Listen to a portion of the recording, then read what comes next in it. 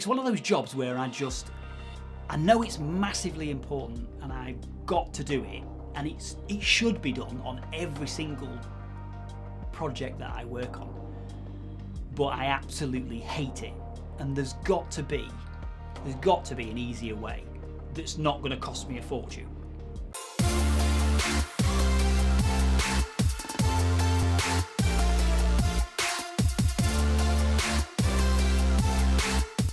What's happening, guys? Dan Debenham here. It's just one of those jobs that I absolutely hate doing. It's hugely important. I want everybody to see my videos and know what's going off for a start off, but also get everything that I'm trying to deliver across, get it across to them. But I just hate doing them. I really, really, really hate doing them. They hurt my shoulder. I just get wrist ache. I spend hours at it. What am I talking about? Captions / subtitles, whatever you want to call them. There's just, unless you're subscribing to a service that does it for you, you're literally just hands on typing away. And the reason I say that is because even if you're in a film and you've got a script, because that person's a talent and they've got a dialogue part, you still got to type it all out. But quite often in the corporate filmmaking world, you're talking to a coffee shop barista or a CEO of a company or a lawyer or a businessman or just some warehouse worker or a van driver or bus driver or a binman or something, and they don't have a script because they're not talent, they're not actors, so they're just given bullet points by some comms team somewhere and were told go and talk about X, Y, and Z. So there's no script, so you've got nothing to refer to say, oh, that's what they said. Even if you're trying, you can't get ahead of yourself, is what I'm trying to say. So you sat with cans on, scrubbing back and forth, listening to what they said, go back, put the subtitle in, put it in the right place, move it about. You're using the effects control tab to make sure everything's right and in the right place, etc., etc. And it literally takes hours to do, because you can't have too many words on the screen. You've got to be at a certain size, you've got to be at a certain place, you've got to be in a text safe area, not the graphic safe area, which is sort of around the edges, etc., etc., etc. And you just got to make sure that everything looks absolutely right. And there has to be an easier way that doesn't involve subscribing to some service that does it for you, so to speak. If you're doing YouTube, they make it so easy because they've got that AI auto transcript. You can just stick your captions on your video, you're good to go. It does it automatically for you. Go in, make a few changes, and that's it. It's sorted. Me personally, with the YouTube one, it can never remember what I'm called. I don't know why Dan Debenham seems to be a difficult thing for it to work out what I'm actually saying, but it must be the way I say it. But it always calls me something different, and I've got a video on that which I'll stick up here about how I've got about 57 different names when it comes up. Some of my favourite ones, basically.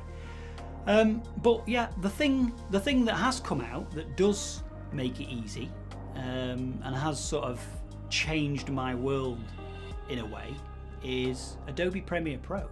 Now they've recently released a thing called Sensei, Adobe Sensei, and that is basically like YouTube's AI auto caption.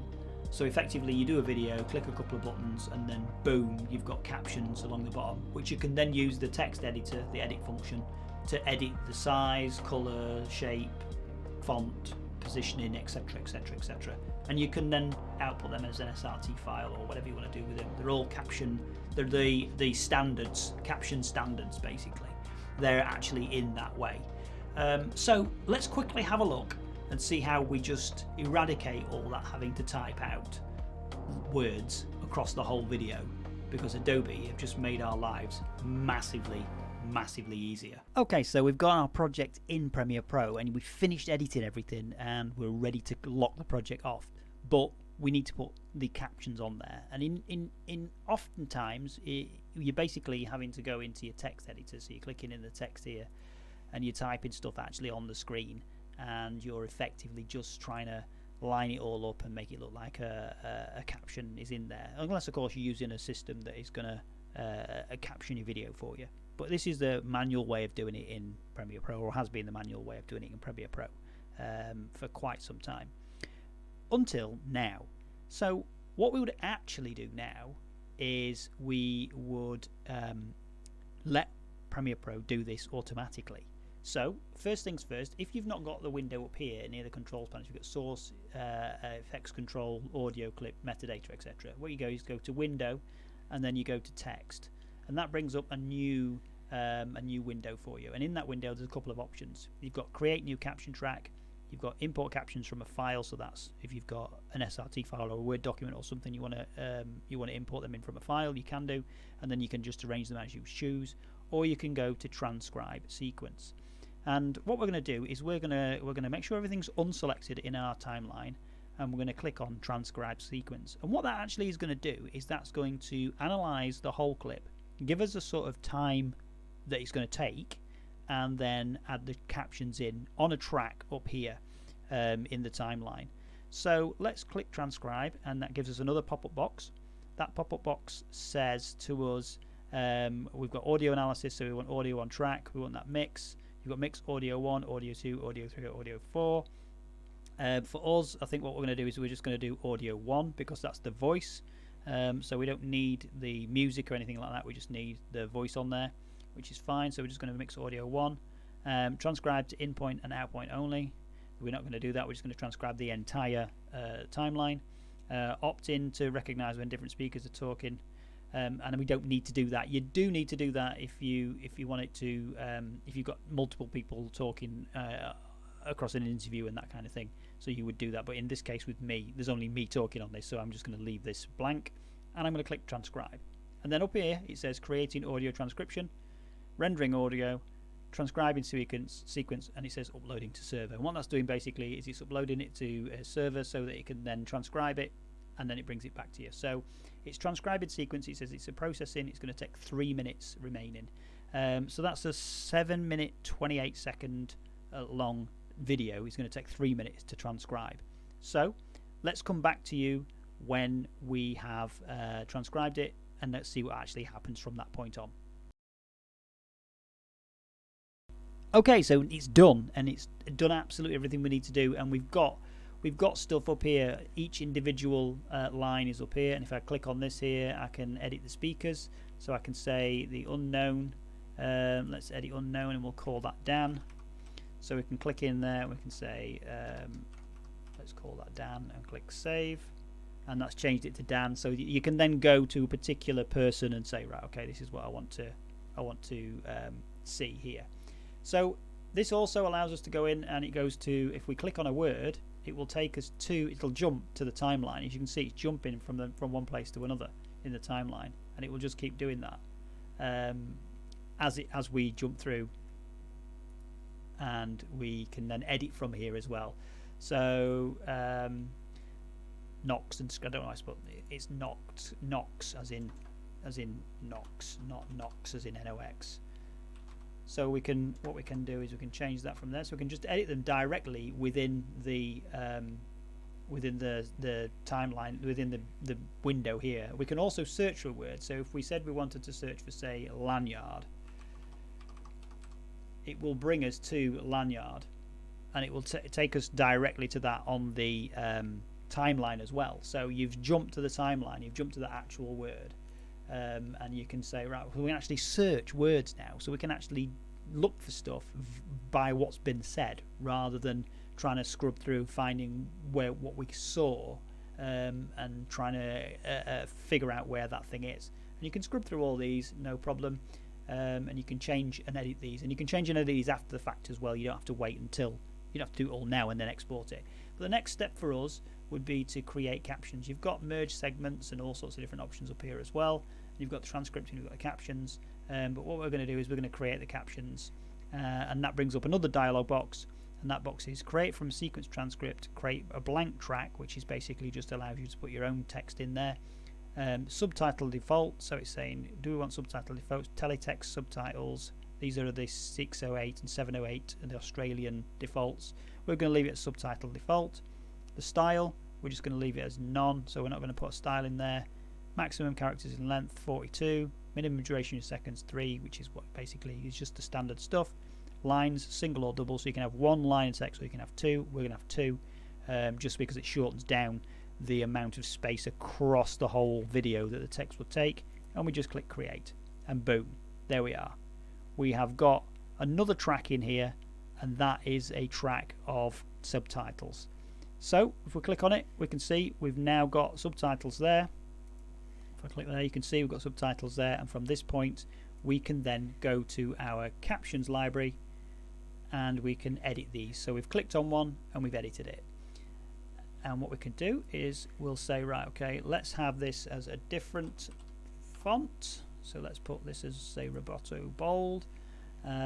Let's have the fill as, say, a nice sort of yellow, just so that it stands off like so, and let's have it here and a bit further across, so we can change exactly where we want it to be, and we can do that individually, or we can do it for the whole thing.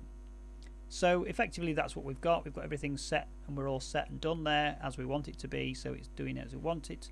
We can change the size of the font and text if we want to, so we can have it smaller or larger. So we could say, right, you know, let's have these, let's have it at 40 instead of 42, so that it's just in one corner. And what I can also do is I can double click in it, and I can just straighten things up a little bit if I want to. Now once we've got that selected like that, what we can do is we can say it's a track style. We can create a style for it, so we'll call this mustard left,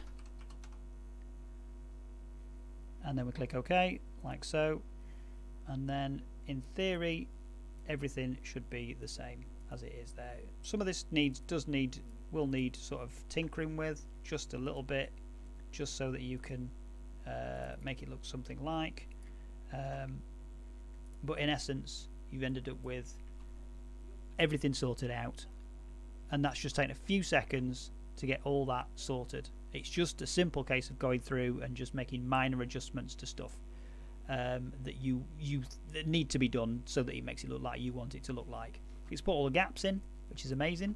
It's really, really cool. Stuck all the gaps in there, so as soon as I stop talking, it moves on to the next one. And you can see here, if we just zoom in a little bit, let's just zoom in, you can see it actually says what it says in there as well,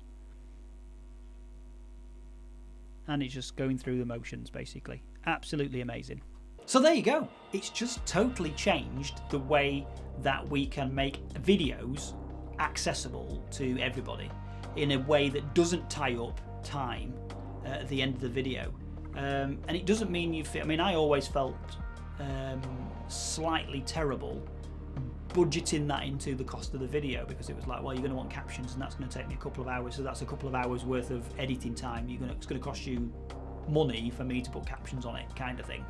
And it was one of those things which was slightly conflicted, because I always thought to myself, well, you want people to watch it, and you know, it's not their fault that they can't hear what's going off. They need the captions on, and that goes for people who aren't just got a hearing impairment. It also goes for people who are trying to watch it in silence in a quiet car, on a train, or in a plane or whatever. You need the captions on. I often have sat with captions on videos because I'm like, okay, I want to watch this, but I don't want it blaring out or whatever. I don't want headphones in, etc., etc. And it always sort of made me feel like it was like a bit of a double-edged sword there. But that has made it so much easier. It's totally transformed the end lock-off of a video for me. And I hope that this has been enlightening to you and has made your projects easier to reach more people in more various ways, like Twitter, TikTok, Instagram, Facebook, where they need captions on, because they don't do their own. I don't think they do their own captions, and so yeah, I hope it has made a massive difference to you, and this will change your life in terms of making accessible videos. So with that, I will see you guys in the next one. Peace.